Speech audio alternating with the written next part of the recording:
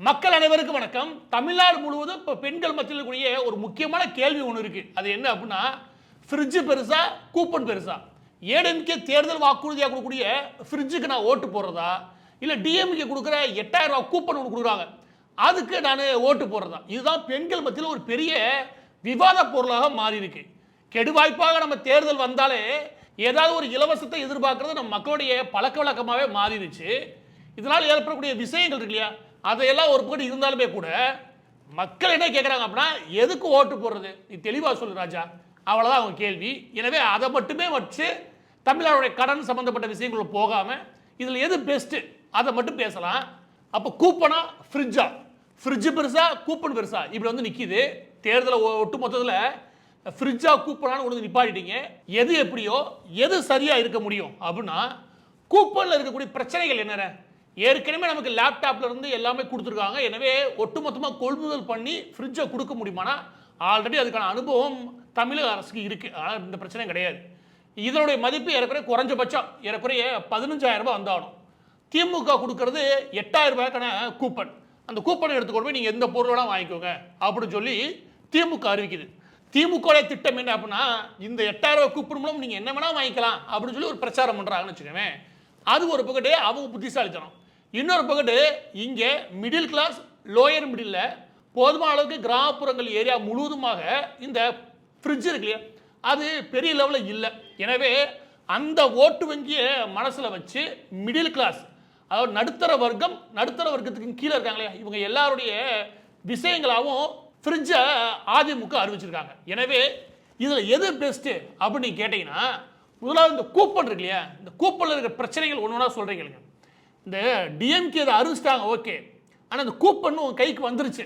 எடுத்துக்காட்டுக்கு இதுதான் அந்த கூப்பன் வச்சுக்கோங்க. முதலாவது இந்த கூப்பனை கொடுக்குறதுக்கு பிரச்சனை என்ன அப்படின்னா, திமுக இதை எப்படி அறிவிக்கிறான்னு எனக்கு புரியவே இல்லை.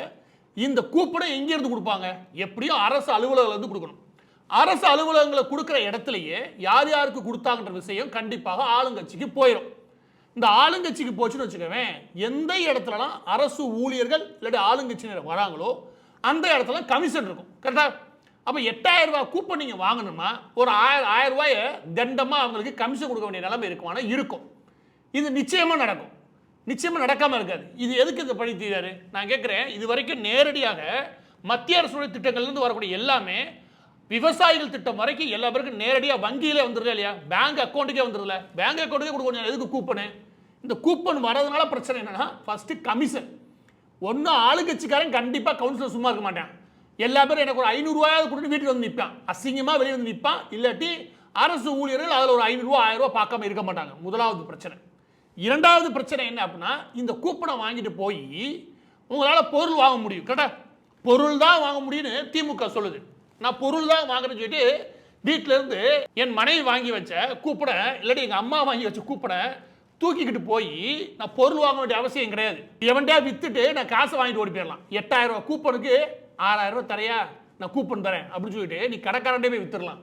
அப்படி ஒரு பிரச்சனை இருக்கானா? இருக்கு. எனவே இந்த கூப்பனோட மதிப்பு 8000 போது வீட்டுக்குள்ள என்ன சிக்கல் சண்டையே வர ஆரம்பிச்சிடும். ஒன்று நல்லா தண்ணி அடிக்கிறான்னு வச்சுக்கோ, நிச்சயம் சொல்றேன், இந்த கூப்பன் நேரடியாக எங்கே போனா டாஸ்மாக் கடைக்கு தான் போகும். அதுவே அவங்க வீட்டில் பிள்ளைகள் இருக்குன்னு வச்சுக்கோ, எது காலேஜ் படிக்கிறவங்க எவனா இருந்தா வச்சுக்கோ, அவன் தூக்கிடுவான். எனவே இதனால ஒரு பெரிய சண்டை வந்து மூடும். இது தேவையா? எதுக்கு இந்த கூப்பனை கொடுக்குற? கூப்பனை கொடுத்தா விற்க மாட்டானா? இந்த கூப்பன் 8000 ரூபா 6000 ரூபாய்க்கு வித்துட்டு போயிடுவான். எனவே அடுத்து இந்த கூப்பன் நேரடியாக எங்கே போறதுக்கு வாய்ப்பு இருக்குன்னா, டாஸ்மாக் கடைக்கு மறைமுகமாக போறதுக்கான வாய்ப்பு அதிகம். அதற்கடுத்து இருக்கிற பிரச்சனை தான் பெரிய பிரச்சனை. என்ன அப்படின்னா, கூப்பன் அறிவிச்சிட்டாங்க. இந்த கூப்பனை அறிவிச்சிட்டா இந்தந்த பொருள்லாம் கொடுங்க அப்படின்னு சொல்லி எந்த கடையும் நீங்கள் வற்புறுத்த முடியாது. அப்போ என்ன செய்வான் அப்படின்னா, இந்த கூப்பன் வச்சிருக்க எல்லா பேருக்கும் என்ன அப்படின்னா, கூப்பன் கொண்டு வந்தீங்கன்னா இந்த பொருளுக்கு, எடுத்துக்காட்டுக்கு இந்த பொருளுக்கு 15% டிஸ்கவுண்ட்டுவான். அதாவது ஒரு பொருளாக கிடைக்காது. இதில் 15% டிஸ்கவுண்ட்னா, நீ எடுத்துக்காட்டுக்கு ஒரு டிவி வாங்குறீன்னு வச்சுக்கோங்க, அது ஒரு 40000 ரூபாய் டிவி இல்லை 20000 ரூபாய் டிவின்னு வச்சுக்கோங்க, அதில் 10% டிஸ்கவுண்ட் இந்த கூப்பன். அப்போ இந்த கூப்பன் நீங்கள் பயன்படுத்தினா இந்த கூப்பனில் 8000 ரூபாய் இருக்குமா, 2000 ரூபாய் கழிச்சுக்கிட்டு மீது 18000 விற்பான். அந்த கூப்பன் டீல் போட ஆரம்பிச்சுறாங்க, கூப்பன் ஆஃபர் அப்படின்னு போட ஆரம்பிச்சுறாங்க. அதனால என்ன ஆகும் அப்படின்னா, கடைக்காரங்களுடைய புத்திசாலித்தனம் எங்கே போகும் அப்படின்னா, ஏன்னா கடையை பொறுத்த வரைக்கும் அதை நடத்தக்கூடியவங்களுக்கு நிறைய வியாபாரம் நடக்கணும். அப்போ இந்த கூப்பனை வச்சு என்ன பண்ணுவாங்கன்னா, ஒரு பொருளை வாங்க வைக்காத நிறையா பொருளை வாங்க வைக்க முடியும். கவர்மெண்ட் நிச்சயமாக நம்மளை கட்டாயப்படுத்த முடியாது. எது இந்த கடைக்காரங்களை பிடிச்சி கட்டாயப்படுத்தி நீங்கள் கொடுத்தாலும் சொல்ல முடியாது. எனவே அவங்க என்ன பண்ணுவாங்கன்னா கூப்பனுக்கு ஆஃபர் 20%, 10% தள்ளுபடி போட ஆரம்பிச்சா வச்சுக்கோங்க, என்ன ஆகும்? இதுதான் ஆகும். அதனால உங்களால் ஒரு பொருளாக வாங்க முடியாது. பல இடங்கள்ல என்ன சிக்கலை உருவாகும் அப்படின்னா, கூப்பனுக்கு டீல் போட்டிருக்கோம், வந்து வாங்கிட்டு போங்க. சில நேரங்களில் இயற்கையாகவே அதுக்கு தள்ளுபடி இருக்கும், ஆனால் கூப்பன் தான் மக்கள்கிட்ட இருக்கே, எதுக்கு பெரிய தள்ளுபடி போட்டுக்கிட்டு மக்கள் வரட்டும், 20% ஆஃபர் போட்டிருக்கேன், வாங்க வந்து வாங்கிக்கோங்க. கூப்பன் இருக்கிறவங்க கொடுத்தீங்கன்னா 20% அந்த காசுலேருந்து கழிச்சுட்டு மிச்சத்தை கட்டுக்கின்றோம். எனவே இது ஒரு பெரிய தலைவலி, கூப்பன் டீல் உருவாகிறதுக்கு. அதற்கடுத்து லிமிட்டடாக ஆஃபர் போடுவான். என்ன அப்படின்னா, கூப்பன் வச்சிருக்கவங்க எந்தெந்த பொருள் மட்டும் வாங்கலாம், இந்தந்த பொருளெல்லாம் வாங்கலாம், இந்தந்த பொருளை வாங்க முடியாது, எங்களுக்கு நஷ்டம். கவர்மெண்ட் அதையும் ஒன்றும் சொல்ல முடியாது. எனவே அவன் என்ன பண்ணுவான்னா, லிமிட்டடாக ஒரு ஃப்ரிட்ஜ் இருக்குது இல்லை டிவி இருக்குன்னா அதில் 4 டிவி, ஒரு பழைய காலத்து டிவியோ இல்லை விற்காத டிவியோ இல்லை ஏதோ ஒரு டிவி, அதில் எது ஓடலையோ அதையெல்லாம் எடுத்து வச்சு இதையெல்லாம் கூப்பனுக்கு நீங்கள் வாங்கிக்கலாம் அப்படின்னு சொன்னான்னு வச்சுக்கவேன். அப்பவும் சிக்கல். ஏன்னா புதுசாக மொபைல் ஃபோன்லேருந்து வரக்கூடிய எதுக்குமே இந்த மாதிரி நேரடியாக கூப்பனை வாங்கிட்டு விற்க போகிறது கிடையாது, விற்கவும் முடியாது. அதனால் பெரிய லாபம் கிடைக்க போகிறது கிடையாது. எனவே கடைக்காரங்களுக்கு அடுத்து என்ன தோணும் அப்படின்னா, கடை வச்சிருக்கவங்களுக்கு இந்த மாதிரி கூப்பன் கொடுத்தனால அந்த லிமிட்டடாக வைங்க, இந்தந்த பொருள் மட்டும்தான், மற்றதெல்லாம் ஆஃபர்லையும் சொல்லிடுங்க, கூப்பனில் வாங்க முடியாது சொல்லிடுங்க அப்படின்னு சொல்ல முடியும். அதை அரசு வந்து இல்லைங்க எல்லா பேரும் வாங்கி ஆகணும் அப்படின்னு சொல்லி கடைக்காரங்களுக்கு கட்டாயப்படுத்த முடியாது.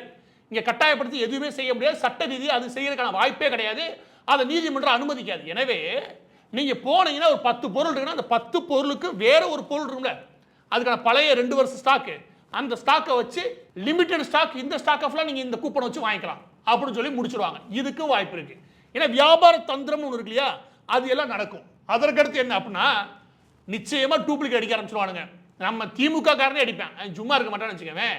எனவே இதை அடிச்சு கொடுக்கறதுக்கு பிரச்சனை என்ன அப்படின்னா, இந்த நம்பர்ல இருக்கக்கூடிய எண் இல்லாட்டி QR நம்பர் ஏதாவது ஒன்று கொடுக்குறான்னு வச்சுக்கவேன், இது அப்படியே எப்படியா அடிச்சிட முடியும். ஏன்னா 8000 ரூபாய் நீங்க பார்த்தீங்கன்னா 500 ரூபாய் கள்ள நோட்டு அடிக்கிறான், 500 ரூபாய் கள்ள நோட்டு நாட்டோட நோட்டையே அடிக்கிறானா, இந்த கூப்பன் அடிக்கிறதுக்கு எவ்வளோ நேரம் ஆகும்? நாட்டில் கொடுக்கக்கூடிய 500 ரூபாய் நோட்டையே அப்படியே அடிச்சு கொண்டு வரானுங்க கள்ள நோட்டு. வேணாம், வெளிநாட்டிலே அடிச்சு கொண்டு வந்துருவானுங்க நம்ம ஆளுங்க. அதுக்கான நம்பர் மட்டும் கிடைச்சா போதும், வரிசையாக அடிச்சுக்கான். அப்போ கள்ள நோட்டு மாதிரி இது 8000 ரூபாய், அதுவாது இதில் 500 ரூபாய், இது 8000 ரூபாய் ஒரு கூப்பனுக்குன்னா அடிச்சு நிச்சயம் கொண்டு வந்துருவானுங்க. அப்போ டூப்ளிகேட் உள்ள புழங்க ஆரம்பிக்கும். அதனால என்ன தலைவலி உருவாகும்னா, உங்களுக்கு முன்னாடியே உங்களுடைய பொருளை எவனா வாங்கிட்டு போயிருக்கான். அப்போ இதை கொண்டு போய் வச்சுக்கவேன், என்னென்ன போய் சண்டை போடுறது? 8000 ரூபாய்க்கு நம்ம கோர்ட்டுக்கு போகிறதா, இல்லை எனக்கு கிடைக்கலன்னு சொல்லிட்டு நீதிமன்றம் போகிறதா, இல்லாட்டி கிடைக்கலன்னு சொல்லிட்டு இல்லாட்டி கவர்மெண்ட் ஆஃபீஸில் போய் நிற்கிறதா, இல்லாட்டி முதலமைச்சருக்கு நம்ம லெட்டர் தான் போகணும். அதுல இருந்து பதில் வந்துச்சுட்டா பெரிய தலைவலின்னு வச்சுக்கவேன். இதில் நிச்சயமாக டூப்ளிகேட் அடிக்க முடியும். அதை அடிச்சாங்கன்னா மக்களுக்கு பெரிய தலைவலி. திரும்ப சொல்கிறேன், 500 ரூபா நோட்டையே அடிக்க முடியும்னா 8000 ரூபா மதிப்பில் இந்த கூப்பனை கண்டிப்பாக அடிப்பானுங்க. அது ஒரு பெரிய தலைவலி பிடிச்ச வேலை. கடைசியாக இருக்கிறது பிளாக் மார்க்கெட். பிளாக் மார்க்கெட்டில் என்ன ஓப்பன் ஆகும் அப்படின்னா, எவன் வேணா கூப்பன் வச்சிருக்கோ அதெல்லாம் கொடுத்துருப்பா, இது தரேன்ப்பா அப்படின்னு பிளாக் மார்க்கெட்டில் மக்கள் விற்க ஆரம்பிப்பாங்க. இப்போ ரேஷன் பொருள்களே விற்க ஆரம்பிச்சிட்டாங்க. இது பிளாக் மார்க்கெட்டில் உடனடியாக கொடுத்தீங்கன்னா, கிராம் தங்கம் தரேன், அது தரேன், கிராம் தங்கத்துக்கான சீட்டு தரேன், நீங்கள் வந்து இதை கொடுத்தீங்கன்னு வச்சுக்கோங்க தங்க சீட்டு போடலாம், இப்படி ஏகப்பட்டது பிளாக் மார்க்கெட்டில் இந்த கூப்பனை வச்சு மட்டுமே உருவாகும். கூப்பனால் பிஸ்னஸை டெவலப் பண்ண முடியும்னு நிறைய பேர் தெரிஞ்சு போகும். அப்போ என்ன ஆகும்னா, தீபாவளி ஸ்வீட் வரைக்கும் கொண்டு வந்துடுவாங்க. இந்த கூப்பனை கொடுத்தீங்கன்னா தீபாவளி உங்களுக்கு மிச்சமாக உங்களுக்கு 8000 ரூபா கூப்பனுக்கு 15000 ரூபாய்க்கு ஸ்வீட் தரேன். எனவே இந்த கூப்பன் செய்ய போகிறது குழப்பம் தான். இந்த ஆளுக உங்களை பெரிய லெவலில் இது லாட்ரி சீட்டு மாதிரி வச்சு மக்கள் ஆசையை தூண்டி விடுவோம்னு நினைக்கிறானுங்க. ஆனால் இதனால தலைவலி நிச்சயம் வரும். அது மட்டும் கிடையாது, குடும்பத்தில் சண்டை வந்து தீரும். குடும்பத்தில் சண்டை போட்டது மட்டும் இல்லாமல் கடைக்காரன் போய் சண்டை போடுவோம், கடைக்காரன் சண்டை போட்டது மட்டும் இல்லாமல் அரசு அலுவலகத்தில் சண்டை போடணும். அதுக்கப்புறம் ஆவி போகும். இது எதுக்கு இந்த வேலை? நேரடியாக பேங்க்கில் கிரெடிட் போயிட்டு போகணும் தானே. பேங்க் நீங்கள் அனுப்பிட்டீங்கன்னா மக்களே வாங்கிட்டு போகிறாங்க. இது ஒரு திட்டமா? இது ஒரு புரட்சிகரமான திட்டம்னு திமுக காரை அறிவிச்சு தெரியும். எனவே ஃப்ரிட்ஜு பெருசா கூப்பன் பெருசான்னு கேட்டீங்கன்னா, நேரடியாக கைக்கு வந்துடும். ஃப்ரிட்ஜு கைக்கு வந்துச்சு, தலைவலியே கிடையாது. அது விற்கிறது வாங்குறதுலாம் உங்கள் அடுத்த கதைன்னு வச்சுக்கோங்க. உங்களுக்கு ஒரு பொருளாக வந்துருச்சு. எனவே பதிவோட இறுதியாக இலவசங்கள் மீது பெரிய எனக்கு விருப்பம் கிடையாது. இலவசங்கள் பெரிய அளவில் கடனை உருவாக்குன்றது என்னுடைய எண்ணம். ஆனால் அந்த தேர்தலை பொறுத்த வரைக்கும் மக்கள் மத்தியில் இல்லாத ஏழைகள், நடுத்தர வர்க்கம், ரொம்ப நாளாக நான் ஃப்ரிட்ஜ் வாங்க நினைச்சாலுங்க, இவங்க எல்லா பேத்துக்குமே அதில் போய் ஒரு ஆர்வமும் ஆசையும் வருதானா அதை தவிர்க்கவே முடியாது. ஏன்னா மக்கள் இல்லாத மக்கள் ஏதாவது ஒரு பொருள் கிடைச்சதுன்னு வச்சுக்கவேன், அதுவும் தேர்தல் மூலம் கிடைக்குது அப்படின்னா அது எதிர்பார்க்க தான் செய்கிறாங்க.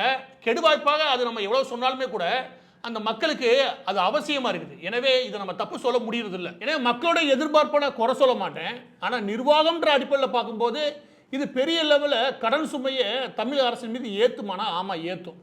எனவே இலவசங்கள் மீது எனக்கு பெரிய நாட்டம் கிடையாது. ஆனால் மக்கள் இலவசங்கள் அவங்களுடைய தேவைக்கு பயன்பெறும், தன்னோட குடும்பத்துடைய வாழ்க்கைக்கு இந்த பொருள் அவசியமாக இருக்கு அப்படின்ற இடத்துல அவங்க தேர்தலில் யாருக்கு நல்லவங்க கெட்டவங்க, யார் நிர்வாகத்தில் பெஸ்ட் அப்படின்றத விட தன்னுடைய குடும்பத்துக்கு ஏதாவது நாலு நல்லது நடக்காதா, அதில் ஒன்று ஃப்ரிட்ஜ் வந்தால் பத்தாதா அப்படின்னு அவங்க நினச்சாங்கன்னா என்னை கேட்டா கூப்பனை விட ஃப்ரிட்ஜ் பெஸ்ட். கடைசியாக சொல்கிறேன், இதை ஆய்வு பண்ண சொன்னீங்க, ஆய்வு பண்ணுறேன். எனவே எது பெஸ்ட்டுன்னு கேட்டீங்க, இது நிர்வாக ரீதியாக பெஸ்ட்டு நான் சொல்கிறேன். அதற்கு மேலே உங்கள் முடிவு. ஆனால் கூப்பனில் இவ்வளோ பிரச்சனை இருக்கானா? 100% இருக்குது. இந்த கூப்பன் ஒரு பெரிய குழப்பத்தை ஏற்படுத்துமானா?